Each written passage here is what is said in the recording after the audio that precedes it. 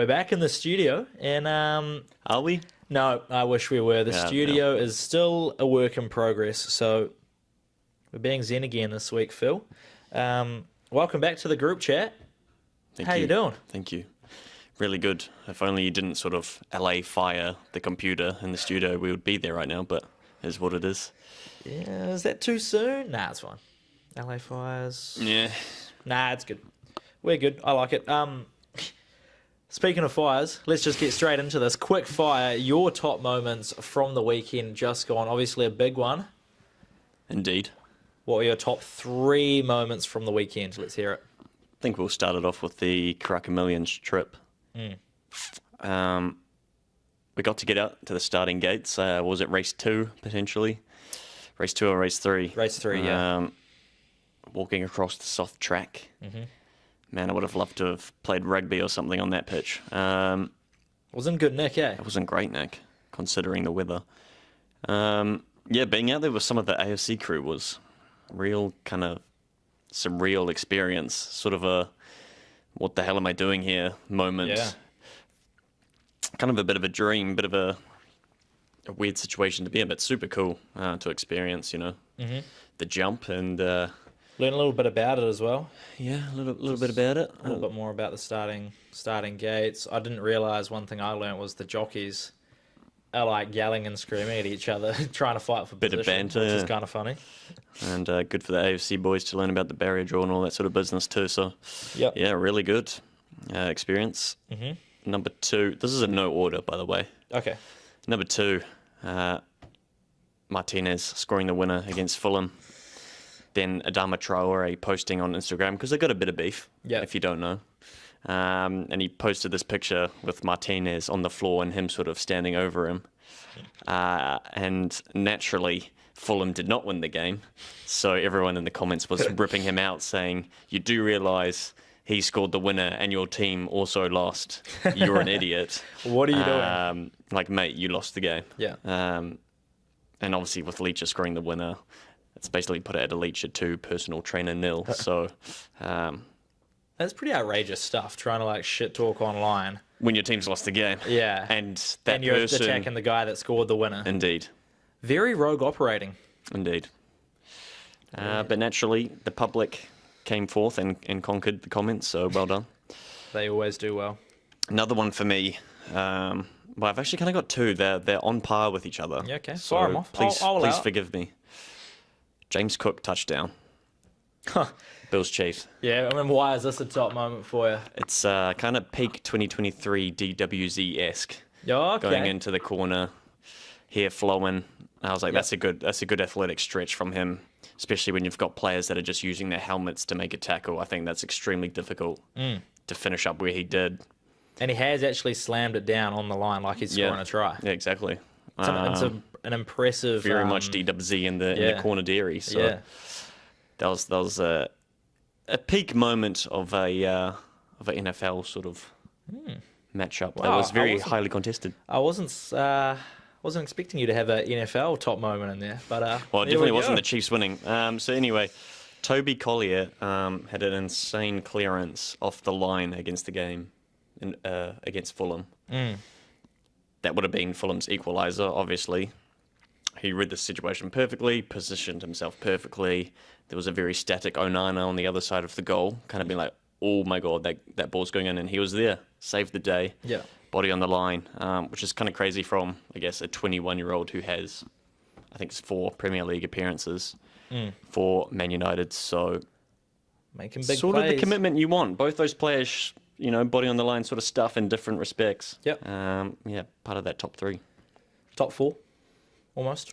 I put them level. I packaged them. It feels like a similar moment, you know, body on the line. Yeah, okay. So it's being the hero for Full your commitment, team. yeah. Throwing yourself in front. I like it. Well, Karaka Millions, obviously the big one.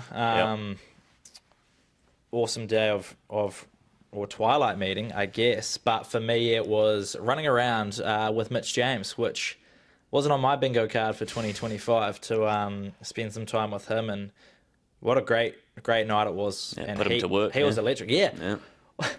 we had Mitch James on the leash the whole night working him. And then we finally let him go, and he's back on the leash when he goes off to hang out with his girlfriend and mates. So Mitch had a whole night on the leash, and to say we walked him around for a little bit, it's got to be a top 3 moment for the weekend, surely. Did a great job.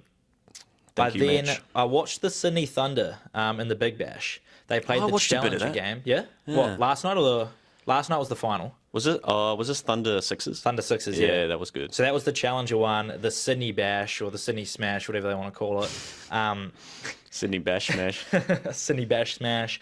Challenger final. So winner goes through to play Hobart in the final, which was last night. I do support the Sydney Thunder. I've got one of their shirts somewhere in my drawers at home. If they won last night, then I would be tossing up whether I rock up today in my Chiefs jersey, my Arsenal jersey, or the Sydney Thunder jersey. So if you're looking from a distance, it looks like I'm a bit of a bandwagon. Very successful weekend. But they won, and what actually got a bit close, only chasing 150, but stayed up to watch Sam Billings bring the Thunder boys home and get into just their second ever Big Bash final, which they fell short in last night. We'll get on that a little bit later. And my last moment was the Chiefs getting up over the Buffalo Bills yesterday at Arrowhead. Once again, Twitter or X, famed for the hating, and the narrative continues. The refs helping the Chiefs. Indeed it does. That's all you're going to hear, but everyone hates a winner. And the Chiefs just keep winning. Pat Mahomes just keep winning. Josh Allen, I feel bad for him. I do. If the Chiefs couldn't be in it, I would want to see Josh Allen win a Super Bowl, I think. So I do feel bad for him. I did feel more scared playing the Bills because I know what Josh Allen's capable of. I said last week, we're 3-0 against them in the playoffs, but it could quite easily be 0-3. We're now 4-0, and once again, it could quite easily be 0-4. So, but yeah, Pat Mahomes, I think, was signing papers to become Josh Allen's dad. I saw something about that, so Pat Mahomes adopting Josh Allen, top moment for the weekend. To round off my top 3. Damn. So we'll get into a bit of Premier League. We'll get into a little bit of A-League because the A-League's been all over the show recently. I mean, with match week 14 is going to continue on into April somehow. Very confusing. Match week 17 is starting on Friday. Yeah. But Auckland FC, they're doing their bit. The Phoenix aren't. We'll chat a little bit more about the Karaka Millions, and then NFL, we've got the Super Bowl coming up, 2 conference championship games yesterday, Big Bash, maybe the Super Smash, but also the Aussie Open finals. They wrapped up the men's and women's Grand Slams.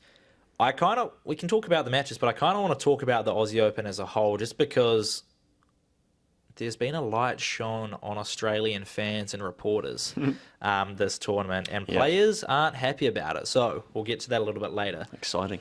But the weekend betting, before I get into any big wins or big bets, did you get anything going yourself? I think Karaka Millions was consistently terrible for me. But I would have hated to have swerved onto something else, change up my my theories, my ideologies, my belief systems, and then for that to start winning. So at least I was consistently bad across the day. Yeah. It was pretty tough picking a winner that night. I don't think a single jockey won more than one race across the 6 races. Tiakau obviously did the double in the 2-year-old, 3-year-old. Yep. And I think to Mask Rose in the 3-year-old was the only... was Orchestral a favourite as well? Maybe only 1 or 2 favourites won on the night. Alabama Lass getting beaten by Crescetti just by the nose. And Crescetti paying like $8. Alabama Lass was the favourite. I think, from that weekend I think the AFC boosted the Betcha Boost at $3 to score first hit. And off the back of that, what was the multi where Wellington Phoenix to draw. That's basically all that I had going for me. So pretty stale. Pretty stale. Yeah. But at least there was something there. Something to give me some sort of confidence. going into the next week. Yeah, I'm just going through my bet slips right now, and obviously did that bet it out with Mitch James, which he took a storming 2-0 lead. He did. And I bought it back, and after the last race with Babylon Berlin seemingly getting third, I thought I'd clawed it back to 3-all. I thought I'd clawed it back too. Or 2-all. Yeah. And later, checking on and seeing, no, got demoted. To 4th. Down to 4th, which means, Very upsetting. Mitch, if you are watching, I didn't tell you on the night, but... Of course not. You take the 2-1 victory there. I'm going through multis here. There's not a lot of green ticks, unfortunately. Lots of them are just to win as well. Yeah. I did do a top 3 multi for each of the races. Move to strike to place, no. Frost fair to place, no. Skew whiff to place, no. La Dorada to place was a winner for me because it did win the race. I had dealt with to place, did place, and then I had captured by love to place in the group 1. Did not place. So I went 2 for 6 in my to place multi. Wow. Tough scenes. Luckily, we don't call ourselves racing punters. Otherwise, there would be some questions. No. Yep. It's just a bit of fun when you're just doing little dollar bets. Indeed. I did think that race 6 though. That was my time. You know, there's a bit of redemption. Berlin top 3. Yes. Yes. That's how I felt. Yes. No. No. In the rain, in the monsoon that had came across Ellerslie, and you're just getting pelted by the rain. The recording software pelted in the rain. You're like, this is the redemption. No. Yeah. But there was plenty of happy punters. So. Oh, plenty of happy punters to see Crescetti run in. Yeah. Crescetti was on my no bet list. La Dorada as well was a big winner for La some Dorada, people. massive one. We caught up with old mate that we met, and he was flying. He was absolutely flying because he had La Dorada. I think his family part ownership in La Dorada, and then also in Damask Rose. So they did the 2-year-old, 3-year-old double, and we caught him just as Damask Rose won. Yeah. He looked like he was having a good time. Great time in the rain. Yeah. Yeah, having a dance in the rain, and that rain settled in. It did. And it did not go away. It did not. Walking around in the suit, I don't know. When we were filming, we'd try to get the punters under the umbrellas. So I don't know how you felt because you'd be standing out there absolutely wearing the rain. Under an umbrella, yeah. So. Yeah, no, you had to take one for the team there and was copping the absolute monsoon that came in from about race 3 onwards. Indeed. But anyway, big bets. Let's go EPL. $493. You'll like this. On Man United to win. Yes, sir. Paying $3. Very nice. For one punter, returning $1,480. I backed that game too. They were paying like $340 against Fulham. Yeah, I was just about to say, as a United fan, were you back in that? Absolutely. Would you have the minerals to put nearly $500 on? No. The minerals, absolutely not. No confidence whatsoever, but when you see 340, you say there's a chance. Yep. And there was, and we did. So there you go. How about if I told you $4,300 was placed on the Aston Villa West Ham game to draw? Oh, wow. Now, they're both lacking. They're both kind of stale. They placed in the 85th minute. Oh, okay. Wow. So I was paying about $1.30. Yep. But my goodness, what a stressful 5 minutes that would have been. Yep. And then there was a nice little multi, $150 multi to return $1,000. 6 legs. Newcastle to win. That's what we want. Arsenal to win. Liverpool to win. The Arsenal one would have been sweaty. Yep. Madrid to win. Inter Milan to win. And Atalanta to win. Very nice. So a bit of mix that across, diversity. Yeah, it's good. And also, when you look at it, when you look at the odds of each game, it almost feels like, why aren't we all doing this? It just feels so simple. But then if you're watching that Arsenal game, it was anything but simple. Yep. A-League, Auckland FC scored in the 95th minute. Yep. Marino scoring at the substitute Marino. Yep.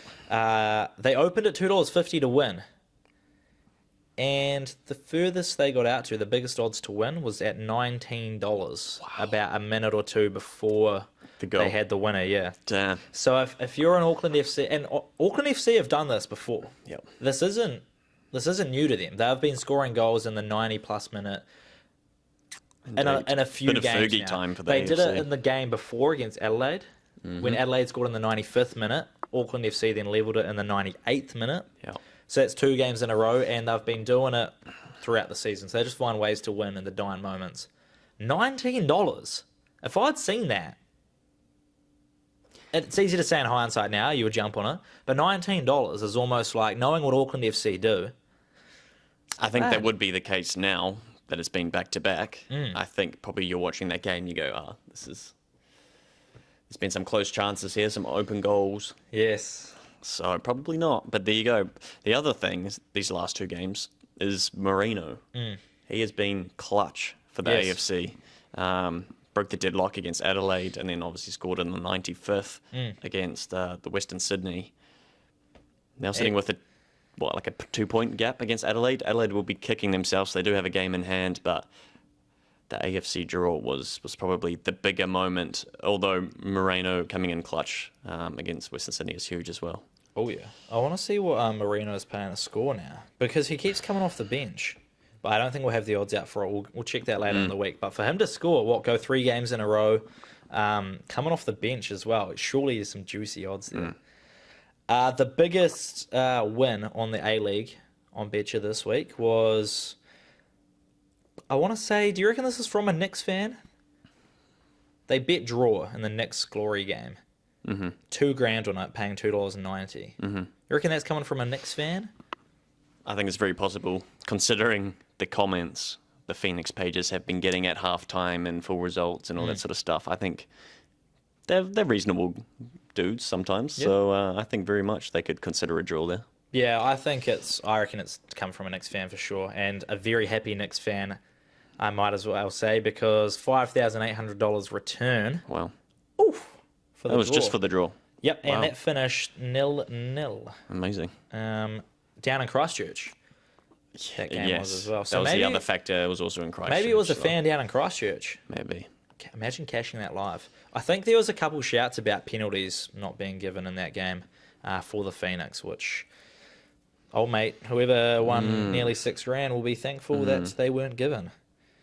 So yeah, that's the betting weekend. A lot of success around the grounds, just not for us, unfortunately. But good to see there's people out there winning. Indeed. Always good to know there's hope. It's possible. It's possible. It is very possible. Alrighty, so let's chat a little bit about the Karaka Millions. Obviously, no winners for us there. Someone had $250 on Ardilio. I don't even remember this horse running around. And to say, I said earlier, only 1 or 2 favourites won. This horse was paying $750 for the win. Conasana? Who? $500 on it at $4.40. What? Are you kidding me? And then 2 bets of $500 on La Dorada at $4.60 as well. Nice. So, over $1,000 on La Dorada there. Returning, what is that, around $2,000 as well? Very nice. Good stuff. And La Dorada was actually one of the only winners I had come in on that day. Going against its stablemate. Who was the favourite in that one? In the Tangerine Army, it was La Dorada, and who was the other? Who was the other one? Because La Dorada was second favourite. And Mitch backed the other one. I backed La Dorada, Mitch backed the other one. Come on. It wasn't Move to Strike, was it? This isn't the Blake Shin. No. Move to Strike was race 1, I think.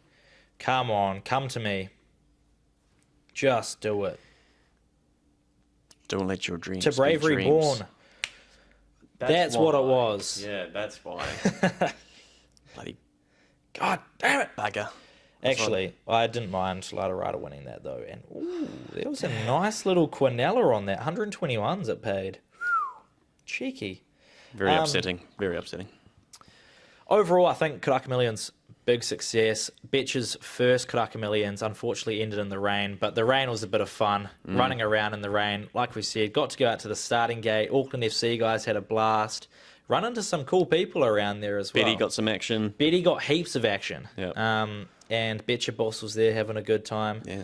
So if you weren't there this year, get to either A, Champions Night coming up on March, because Betty will be back there at Ellerslie. That's going to be a big night. Or B, get amongst it and go next year. Because we were asking party or punt. Start of the day, majority was punt, punt, punt. Yes. By the end of the night, it was party, party, party. And I think when the rain's coming down, people who are in the party mode just embrace it. We've got one guy whipping off his shirt, flinging that around, part of his stag do. People didn't even know there were horses running around. So Exactly. if you're not there for the punting, go for the party because it's a Yep. heck of a party. What else have we got? Should we move on to the football? Do you want to talk Premier League? Sure. Yeah. Okay, so my main question for you was, I watched kind of a refurbished Man City team. A couple of new players Refurbished. stepping in. Dominate a Chelsea team who were flying, but have recently been in a little bit of dip of form. Now, Man City sit in fourth, 15 games left in the season. Where do you see Man City finishing? Because they could make a late charge. I don't know if they catch Liverpool, but I'm a little bit nervous if they finish above Arsenal. What do you think? Yeah, well, similar to how they were at the start of the season, they do concede, and a lot of the times they do concede earlier on, but they managed to pull it back Yeah. towards half time and then more specifically second half. Do they make a charge? I don't think they are title contenders this season. I think there is a fat gap. Liverpool 12 points ahead, also with the game in hand. Yeah. I don't see them, however, being overtaken by a Chelsea team. And I do think they will hold off Newcastle, if anything, by a goal difference, which it is at the moment. Yeah. So you are looking at a top 4 finish. I only see them heading at top 3 if that 5-0 defeat to Bournemouth against Nottingham Forest is the wheels coming off. Starting to see a bit of fatigue, maybe injuries, etc. for that Nottingham Forest side. I hope they can hold off, but I think when you talk about a charge, I think that's just Man City finishing third. Okay, so you think Arsenal still finish above? I think so. I like it. You'll scrape enough points. Even Liverpool that may drop a point or two. Yeah. You'll also drop at the same week a point or two. Yeah, naturally, because that's all we do. But I don't see them catching up and taking over. I think it'll just be a better run for Man City. Yeah, okay. Are they going to win? Then they don't win the season. No, I think they're out, and I think what they're pushing for now is to make sure they're in Europe football next year, because they're on the verge of not making it through to the top 16 Champions League with what we've got games to Thursday, 2 days. Man City need a win, I think, to crack it to the next stage. Otherwise, I don't know how the qualification works for Champions League during the Champions League, because what if you get through to the quarterfinals or something, you automatically qualify for the next year? Something along those lines. But I don't know if it's changed under this new format. But Man City need to finish in that top 4 in the league, because if they're not winning the league this year, they're not in Champions League next year, that almost feels like one of the most biggest disappointments Which is going to be season. Tough for a team that struggled with fatigue those last couple of weeks prior. But they have won the last 4 of the last 5. But they got, obviously, as you say, Champions League and also some tough games coming up. Arsenal, Newcastle, Liverpool. None of those are walkover games, so No. tough. And interesting to see what happens, but these aren't the type of games that you go, oh, these are walkovers, this is where they make their surge. So if it is a surge, it's going to have to be later on. I just don't see it happening. I mean, what though? There's 15 games left in the season. You have a tough period of 4, 5, 6 games. Leaves you 9 to then make a surge. I could see them putting some pressure on Nottingham, who I hope keep their wheels on. I hope this loss to Bournemouth, because that was a terrible loss for the Trees. 5-0. I hope this doesn't derail their season, because I want to see them in the top 4 come the end of the season. That would be so good to see. Chris Wood back in the goals, leading Nottingham to Europe football next year. Looking at this goal difference, Nottingham have only got a goal difference of 6. So they're winning tight games, or when they lose, they're getting pumped. So Still, hopefully... still better on defense than Man City. So there is hope. But if you're getting pumped 5-0 against a very good Bournemouth, we both expected a much closer game. So it is a stressor if your defense is opening up like that. I've just seen as well today this comment from Amram. Obviously, United. It was in your top 3 moments, their win. Amram's come out and he said he's at 2 months into his career at United, and he's feeling like he's 50, not 40. Yeah, naturally.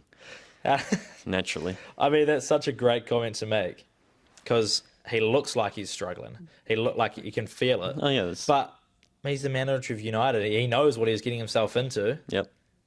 What do you think about it? Yeah, kind of knew that when he signed. It's probably the most stressful job to have in the Premier League, in all honesty. You have a guy who had to start. He was forced into the situation, really.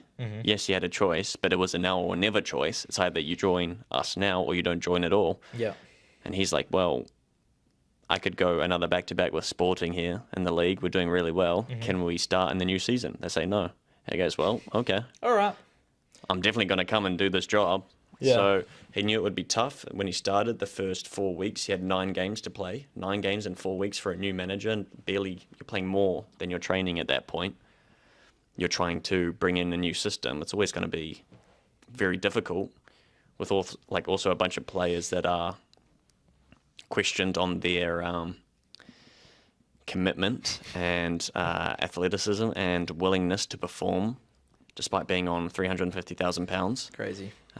Which is crazy because if you're getting paid £350,000 for a job, you think, man, I'm going above and beyond. At the very least, I'm trying to do my best, not, what's the least amount of work purely I can for do? the love of the game. Like, exactly. You enjoy playing football. Surely you want to try and be the best you can be. Supposedly, yeah. But yeah, maybe money corrupts. And I think the stress is showing a little bit, but he's also getting hammered by the media and the amount of interviews that he's doing. He's almost being too nice to the media. I would almost say, stop doing the interview with TNT. Stop doing the interview with Sky Sport. Do the post-match and do the pre-match. Everything else, see you later. None of this midweek. I have to explain why I'm not playing Rashford. I have to explain why I want to play my 60-year-old goalkeeper coach at Rashford. I have to explain how I'm feeling and what I'm doing for my birthday. Go away. Has he done that? Go away. Someone asked him how he's feeling, what he's doing for his birthday. Yeah, and he said, we're training. The players that didn't play, we're training tomorrow. That's my birthday present. Yeah. Because he wants the system to work. And all the fans, the majority of the fans, really, really respect him and respect how he talks about his team and how he talks to the media. I like him. I like what he's all about. It's a system that we have to back. Yeah. So it's in a position where, okay, now the players are under the pressure. It's not so much the manager. Yes. Although the media is trying to make it about the manager again, everyone supporting the club knows that it's about these players. Yeah. And if they can't fit into the system, then they're not willing to train hard and do what someone like Collier is doing. Collier got put over Kobe Mainu. Collier was the first person to be subbed on that pitch. Yeah. You've got Mainu sitting on the bench. What does that say about training? Those sorts of things. So, yeah. And you've got a guy in Amram who's not afraid to do this stuff. But like that comment, the 2 months at Man United, I feel 50, not 40, is not even his best comment he made. The one was, why aren't you playing Rashford? I'd rather play my 60-year-old goalkeeping coach because he would try harder at training than Rashford is. So you got a manager out there. Rashford, obviously, but these are the connections that you make. Yeah. So and he's not afraid to put guys in his place, and Rashford obviously feels like he's on the way out. So why would you play him? Yep. I mean, how do you feel about this? What's his name? Michael Oliver, the referee for Arsenal, the Arsenal Wolves game. The death threats that he's receiving. As much as I hate Michael Oliver, and as much as he has a vendetta against Man United for some reason, that's ridiculous. You won the game. Yeah, you won 1-0. Yep. You're sending death threats over a red card that didn't influence the result of the game, really, because you're playing against 10 on 10. Yes. I think Wolves got a red card in about the 60th minute, 65th minute maybe. Yeah. So and yours was? Just before halftime. 20 minutes. Have you seen 20 minutes you're sending death threats on. Miles Lewis Skelly's red card? No. I have seen Dallo's red card, and I have seen a penalty awarded against us for Maguire touching someone and them diving. Death threats? No. We take it on the chin, move on. But that's just Gunners fans, Arsenal TV business. That's a generalisation. Is it? Yeah. Is it? I mean... Who sent the death threats? Arsenal fans? Yes. Yeah, but that's what? A small portion of them. Yeah, but we know that they can be overreactive, as seen per Arsenal TV. Yeah, Arsenal TV is great content, though. Yeah. Very good content, that. Yeah. But no, I think lots of Arsenal fans are in support of Michael Oliver. Obviously, lots of people are against the death threats, and Arsenal have come out and made a statement that that's not what they're about. The majority of the fans, that's not what they're about. It's just the select few, and they're doing what best they can to kind of help the Premier League Refereeing Association and the police to keep it out of the game. But that red card, seeing it live, I thought that's pretty harsh to give that a straight red. When you listen and you watch it back, I think he's given it a red card because of how cynical it is. On the break off a corner, if he gets through, it's maybe a one-on-one or one defender to beat. But he's just got out of his own box, and Lewis Scully has put his foot out, clipped him just above the shin with studs, which by definition is a red card. Studs up. You see that on the replay, and I'm like, okay, it's a red card, fair. Yeah. Giving it live, I feel like that's a bold decision to make. So basically what you're saying is between the fact the red card was given and the replay was shown, Arsenal fans have managed to send a death threat in that time without actually having some critical thinking and going, you know what, actually, if that was the opposition, maybe that would be a red card. I would like to know what time they were sent, because if it was sent after the game had won, come on. I mean, yes, if we lose that game, I would say Liverpool have one hand on the trophy. Or if we tie that game, if we only get 1 point out of it. But the fact we won, the fact we're still in it... Even if Liverpool have one hand on the trophy, that's not a death threat scenario. Not an excuse when for death Arsenal threats, are known to be bottlers and, forcinals. So, I think it's just a bit crazy. Anything else, Premier League? Is it Bournemouth Liverpool next week? That's going to be an insane game. I'm very looking forward to that. Mm-hmm. That team is looking very, very fresh, and they're very, very exciting to watch. 5-0 against Nottingham, 4-1 against Newcastle, scored 2 against Chelsea. They're looking exciting. Justin Kluivert looking gun in that midfield. I mean, they're someone triple captain. Yes, I saw this. Who was it? Is it Otara? I don't even know how to pronounce his name. Yeah, and he had the hat trick. Dango? Yeah. Yes. Insane. I saw someone tweeting about that. And who's triple captaining that? Who's triple captaining? What on earth is this person thinking, triple captaining him? How many points did he get from the triple captaining? 60? Yeah, something outrageous, because he scored a hat trick. Yeah. And I think all the tweets are just saying this time travel is real. Got to be a scam. The time travel is real. Or it was a mistake. He's made a mistake. Because sometimes, you captain someone or you're vice captain, and then it swaps your vice captain randomly. So I'm like, maybe there was a glitch. And end up triple captaining someone else. And I wanted to think, maybe Justin. He's just one of those guys that, this guy's my captain. He's always going to be my captain because, I'm just going to back him. Yeah. Consistency. But then it's like, what is the decision to then triple captain? Against Nottingham Forest, who have been very good this season. Pretty solid on defence. Yeah, and you can't just have it set as captain, and leave it. You have to go in there and triple captain a player. You can't accidentally or have it automatically triple captain him. But fair play to the guy. Crazy. But yeah, Bournemouth are a team in form, and I am very much hoping so. They give Liverpool a run for their money. Is it away at Anfield? Or Bournemouth at home? It's Bournemouth at home. Ooh, okay. The Cherries are at home. It could be a good chance, and as long as Arsenal, we've got a tough matchup against City. But as long as we can take our 3 points, Bournemouth, do a job, please. I think Bournemouth are paying $4.20 to win that. Arsenal, $2.05 to beat City at home. That's a plus for us. We're at home, which is nice. Indeed. Yeah. That's good. Alrighty, let's go. We've touched on A-League. Phoenix, sort your shit out. AFC, you're doing well at the top of the league. Keep it going. I would like to see Auckland's versus Phoenix somewhere along in like a playoff contention in that top 6. So Phoenix, Pick it up. get back up there. I mean, Costa Barbarouses can't do it all himself, unfortunately. And yeah, maybe get a couple penalties, go away, but also let's just stay away from Christchurch, because having a stalemate in Christchurch, I don't know what the fans felt like about that, but let's just get back in front of the home crowd at Sky Stadium, and then Auckland FC, just keep doing your thing. Although Logan Rogerson, that miss, come on, he's lucky he scored the equaliser against Adelaide. He's lucky he's not being sent to Real Betis on loan for 6 months, because that was Anthony-esque, that. But it happens. It does. If it can But happen, I think you or me could have finished it. Well, if it can happen to a player that costs £80 million, it can happen to anyone, can't it? So I've seen some pretty honking miss in futsal, so... Yeah, that's true. That's true. Although we have defaulted the last 4 games, so you never know. It could have been a massive work on for us, and could have been a we'll come hat-trick, out this Thursday, and we could be firing, provided we've got enough players. Man. All right, so A-League done, Premier League done.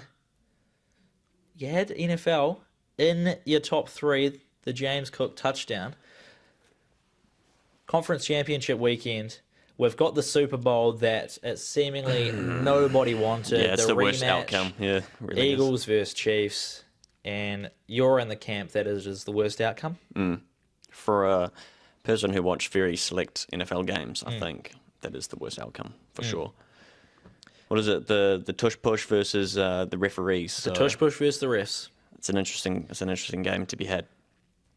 Yeah, I mean, I would have rather see the Commanders in it, Jaden Daniels. Hell yeah, I would have rather the Commanders, but they didn't do themselves any favors, did they? No, so they did not help themselves at all. I think you might as well not it. have a defense. Yeah, turned the ball over 4 times. Yep. Eagles had 28 points off turnovers. Fumble bread baskets. Yep. You know what? We should let a player run for like 200 yards if they want. Why not? Actually, Why I not? wish it was 200 yards, because I had his over 126 and a half, and he finished on 114. Oh, yo. But the running backs combined went for well over 200. Yeah, Yes, well you're over. right. They could have done laps if they wanted. Yeah.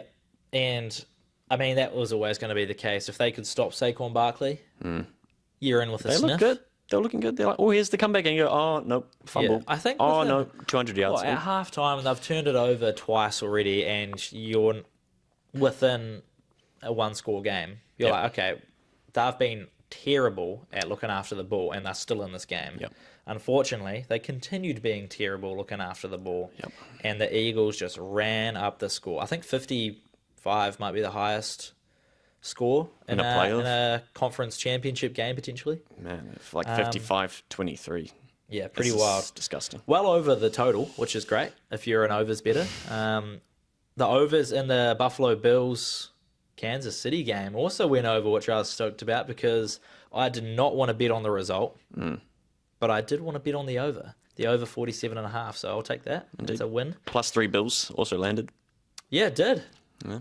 +3. Although, what was the line set at? +3 would have been alternative, right? Yeah, I think it was 1.5. Yeah. So Chiefs covered.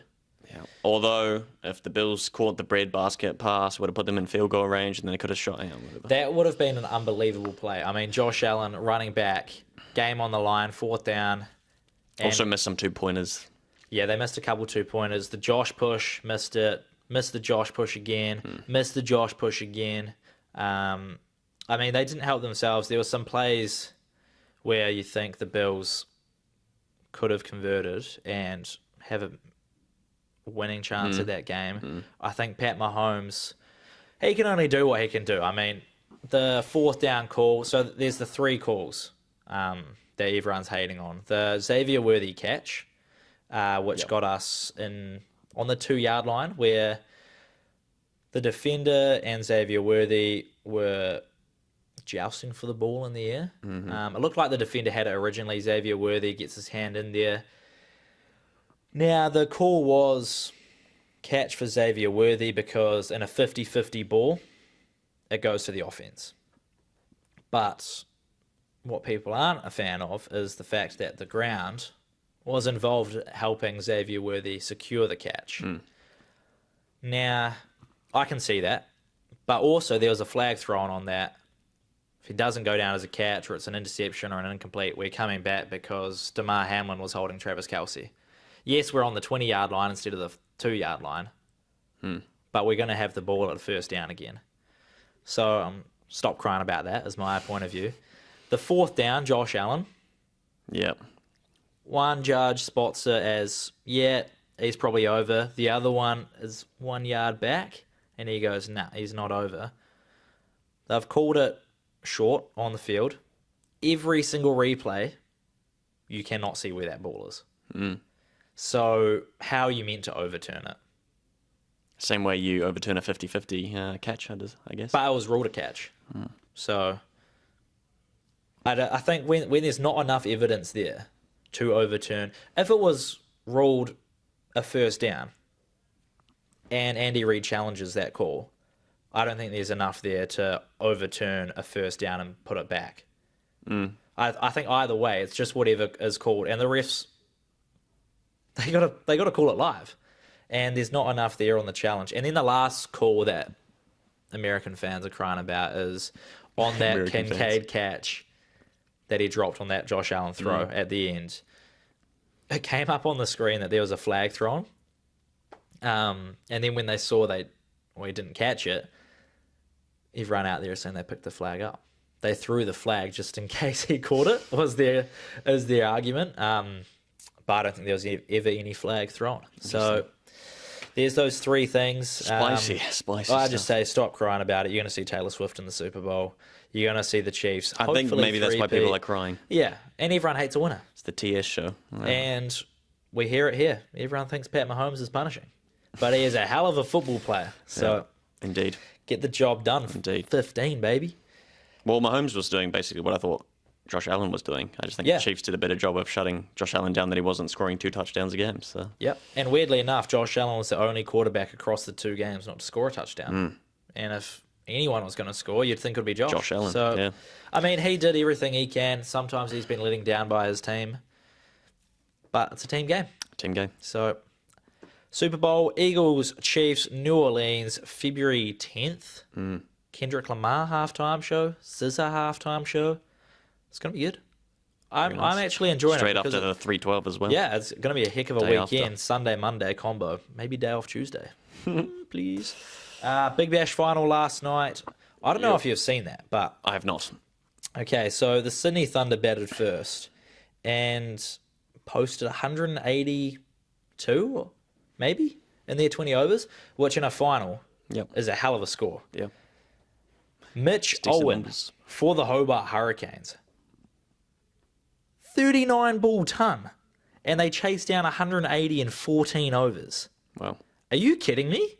This guy has just secured himself an IPL contract for sure. He is going to go get paid millions this season in the IPL, all because he's just won the Hobart Hurricanes, their first ever Big Bash title, by whacking 100 off 39. If you like cricket, if you like T20 cricket, go watch. That's the game. Go watch that guy back, because my goodness, I think it's the quickest or equaled quickest 100 in the Big Bash, and to do it in the final, chasing 180, and the pressure's on. Whoa. Yeah, definitely carried that batting side, my God. He got 108 off 42 I believe. He had 11 sixes. I went to bed after the Thunder batted, thinking, okay, this is going to be competitive. I'm going to wake up in the morning. I'm going to think it's a tight game. I did not think Hobart Hurricanes would chase down 180 in 14 overs. Absolute joke, and well done, Michael Owen. Insane strike right there. My goodness. You have just probably fed your family for a couple generations. We're on that one innings. Yeah. Fair play to the guy. Super Smash, we've got one more round in Super Smash, and then we get into finals before they get back into their Red Bull 4 trophy stuff. Super Smash is heating up. I think everyone can still make the top 3. I think first place is secured. Second and third, it's a bit like the BBL final, the Challenger final, where first is through. Second and third play to then go through and play the first place. So I think each team, maybe not Auckland, are in with a chance to finish in that second or third spot. So it's all to play for with one round left in the Super Smash. Aussie Open. Yeah, okay, yeah, this is what I wanted to talk on. So Aussie Open.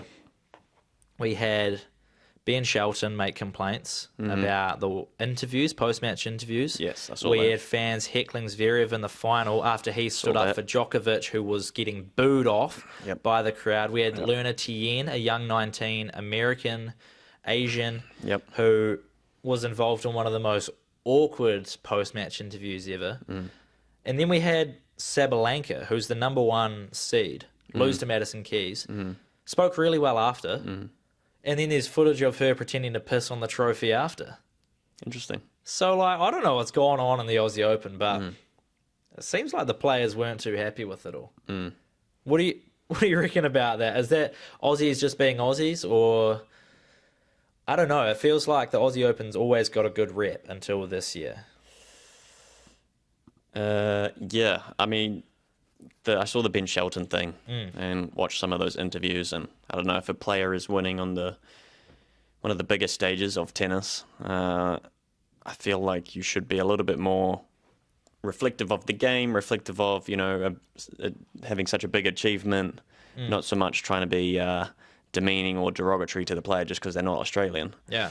So yes, it probably is an Australian thing, and you don't. Around the grounds, although I like a bit of heckling. I don't mind that in tennis. Yeah. Makes it a bit exciting because for me, I'm not really a big tennis watcher. Yeah. Don't mind a bit of banter and that amongst players and all that sort of stuff. And players have temper tantrums and breaking rackets anyway. Yep. So, but at the same time, I think there's levels. And it's not really a thing you often see in these tennis Grand Slams where... Yeah. More so the reporters. You've got a job to do there. I think the reporters almost just Hecklers trying will to always be like heckle, but, comedians. indeed. And like trying to make it about them when it's about the player. Like going up to him just being to Luna Tien, the reporter's like, 19-year-olds aren't meant to be that good. Like he's not even asked him anything. Yeah. And he just responds with, okay. I don't know what to say to that. And Ben Shelton playing Gal Monfils and going, oh, he could be your dad. What? What? Are you kidding me? I mean, it's pretty rough. There was also some other rogue points of discussion as well amongst the commentators and the presenters and whatever. But yeah, it was just weird. It was just strange. Like a very weird vibe, and the players. You're trying to be funny. It's just a bit awkward. Just be reflective and do your job and report on the game and how big of a moment this is for these players that are coming through. Yeah, but yeah. I'm interested to see what comes out of this. Sabalenka thing with her and her team. Yeah. So you get, when you come second or you lose the final, you get a plate, and they've got the plate on the floor, and her and her team basically it's like it's a urinal. They weren't pissing on it, but they're acting like it's a urinal. Yeah. Right. So I'm interested to see what comes out of that. 'Cause she's the number 1 in the world. She's the number 1 seed. Obviously disappointed that the game got dictated by someone else that wasn't her. So I think Keys always looked in control of the game. So. Yeah, and heck of a final as well. And good on Madison Keys. So, no, I do enjoy when the Aussie Open comes around, but it is just a bit of a dampener when you hear that sort of... Yeah. I think that the heckling's fine because you can't really control people, and they're going to heckle players they don't like. But when it comes to a professional presenter, I think there's certain things that you should have to fulfill within your job. What about the booing of Djokovic when he retired in the semi-final? It's Australians. Yeah. All the anti-vax stuff from the last, in 2021, 2022, and not being able to play, all that sort of stuff, it all carries over. And true. So, it's unfortunate. But I mean, these people have all paid heaps of money to see Djokovic play. Oh, exactly. And what did they get through the first set? May have just got through the first set, and then toe injury. He's actually put out a photo of his scan of his toe and goes, to all you medical, athlete, whatever, take a look at this. And everyone's just having a cry over it in the comments. And I think Zverev stood up for Djokovic really well in his post-match interview, spoke really well. But anyway, Rats wrapped up. I believe Wimbledon, then Roland Garros, then US Open. I'll be keeping my eye on it all. But I do not care for the ATP World Tour. I do not care for the WTA Tour. So it's just Grand Slam. So we'll park tennis there. And we'll finish up with the group chat question of the week. Wow. Because we're at the Karaka Millions. Yes, sir. Because Super Rugby pre-season starts this weekend. Yep. The actual season kicks off February 14th, I believe, something around there. Yeah.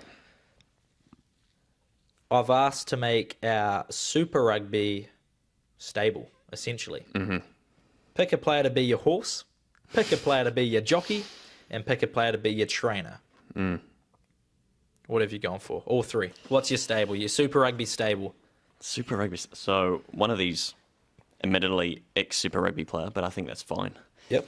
And he is my trainer, someone who is in and amongst the horse racing industry at the moment. It is the Race by Grins. So that's one of three people you could think of. Stephen Donald. Yeah, nice. Ex-All Black. He's been involved in some pretty high-pressure situations. No doubt. As you know, the infamous kick. And I think he, being in and amongst the racing industry now as well, I think it would be a good trainer. Yeah, I like it. High-pressure situations, high-pressure races maybe. There's a bit of cool, calm collectiveness. He's been through those moments. Yep. And he knows the industry. That makes sense. So then who's the jockey? Yeah, so who is he working with? Are we going chemistry thing here? Have you worked? Someone who he works with. Okay. D-Mac. Yeah. Business partner. D-Mac, small, fast, nimble, and loves horses. Yep. Saw him on Saturday. Indeed we did. And is very much interested. Yes. And invested in the industry in more ways than one. So who's the horse then? Yeah, who's trotting around? Who is Beaver training? We're talking... And who is D-Mac riding? I want pace. Yep. You've got... Sprinter. D-Mac, small, fast, agile, nimble on the back of you. Yep. You want a sprinter. You want someone who can hit the line, who gets a little bit of space, and he's gone. Yep. Oh, wait, can I guess? No. Corey Toole from the Brumbies. You were not going to get it. That's why I said no. I was going to guess Will Jordan, actually. No. So Corey Toole, he hit like a 10.2 meter per second last year or the year before. Oh, wow. Usain Bolt's at about 12. So this is insane pace. Insane pace we're talking. So wait, you just told me this guy's quicker than Usain Bolt. No. 10 meters per second. Oh, and Usain's going 12. Sorry. 12 meters per second. Gotcha. It's still very, very quick. Yes. His acceleration is the main factor here. You want him jumping straight out, boom, and staying ahead. Yeah. We talk about that inch of space. Corey Toole gets an inch of space, he's gone. Yep. Scoring tries for the Brumbies. Somehow. He was also named World Rugby Rookie of the Year when he played in sevens. Yeah, okay. So he must be pretty fit. We're talking serious pace, well. Exactly. Very, very fit. Okay. Serious pace, genuine acceleration, and just like an all-round sort of athletic speed. Yeah, okay. So you go on the sprinting route, probably entering into like the Everest or something. Yeah? Also, I feel like, if he has that inch of space to get ahead, he's going to stay ahead. I don't see anyone catching him. So he's going to lead the whole way, not get run down on the straight. No. Okay. Not with D-Mac leading the way. Yeah, well, D-Mac knows how to lead a team. He'll manage, yep. And then you've got Beaver, who knows how to win the biggest. I like this, actually. Yeah. It's a good combination. Thank you. I've gone for my trainer, someone who's in the racing industry as well, but not as directly as you may think. Now, he's come from a family that has been breeding horses down south. They've actually sold a couple in the Karaka sales, and that is the mighty Sam Whitelock is my trainer. I'm going experience here. He knows horses. His family knows how to breed good racing horses because they've sold some for a hefty fee. Okay. So very nice. He can lean on his mum and dad there.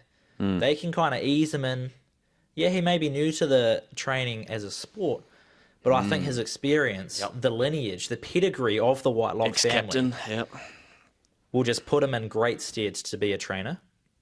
Now, I don't know how the chemistry will work here, but we've seen a Trans-Tasman link up before work in racing. Now, the obvious shout for me for jockey was Aaron Smith, but I'm going to move along to Nick White. I knew it. I was going to say Nick White. I could see it from a mile away.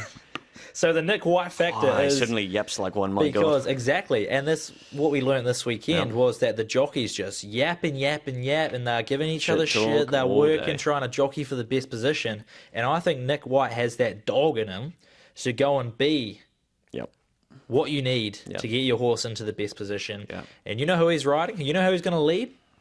The absolute workhorse himself. He's going into the Melbourne Cup. That's the kind of race he's running, and it's going to be Artie Savia. Just because you label him as a workhorse. Strong, powerful, athletic, great build. Yep. Can run for a mile. I think he's in for the Melbourne Cup. Nick White, Although Sam I'm not Whitelock. sure Artie Savia would appreciate Nick White on his back in a normal circumstance. No, not in this. In this context, probably fine. But He's we've not getting thrown off. Yeah, exactly. We've seen the Trans-Tasman combination work before, and I think I'm on to a winner here. I'm going to say you've got your stable in for the Everest. That's the race you're eyeing up. I'll eye up the Melbourne Cup. All right. Okay. Fair dinkum. All right, that's all we've got for this week's edition of the group chat. So we will be back on Thursday with our picks for the weekend. Thank you all for listening, and we'll make sure to catch you then and hopefully find some winners. Yes. Over and out from the Zen studio.